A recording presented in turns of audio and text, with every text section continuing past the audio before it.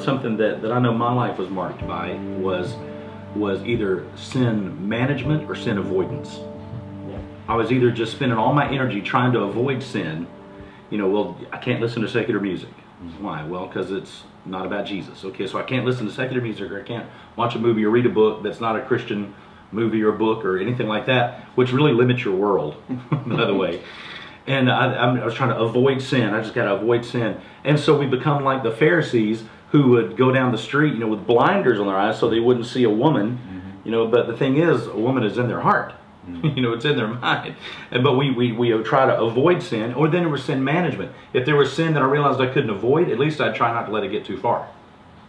But the consequence was I lived my life in shame and guilt because I knew I wasn't holy enough. I used to look at that verse in Psalms that says, "Who can ascend to the hill of the Lord, but he that has clean hands and a pure heart?" And I immediately counted myself out because I knew my heart. I don't have clean hands. I don't have a pure heart.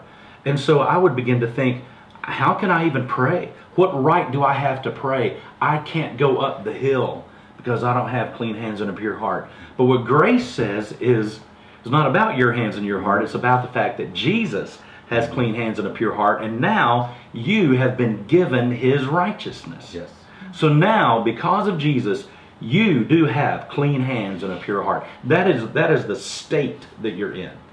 That, in fact, when Paul talks about righteousness, what he's talking about is being in the state that you were created to be in.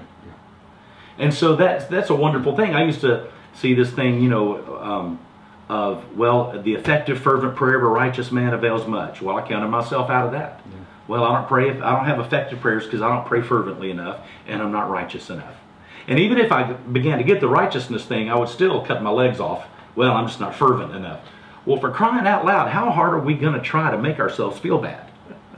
I mean, we go to great lengths to live in guilt and shame. Oh, listen, I found an old journal of mine one time, and I've always wanted to journal, but what I found I would do is I would write for a day, then I'd write for the next day, and I would talk about my commitment to the Lord. And I was reading, at the time, in the early 80s, I was reading all these classic Christian authors, Spurgeon and Finney and all these, and some of the writing was really eloquent in my journal, like I really talked that way. And so, but I remember saying, okay, man, I'm at this, I'm going to write this every day, and years from now I'll have a record of my walk and my journey with God, and I fail him so much, and I'm so miserable, but I'll get there. And the next entry, is like a year and a half later. Okay, I know I failed, but I'm really going to get at this again. I write for a day or two, and then 6 months later, maybe find it, run across it. But so that's one reason I never kept a journal, because it was a constant reminder of my failure to write in the journal. Yeah.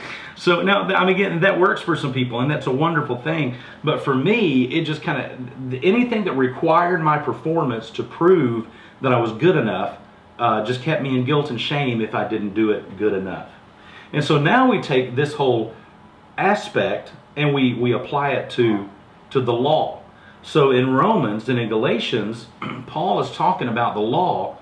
And when he mentions the law, it's not just the Ten Commandments, although that's a good representative of it.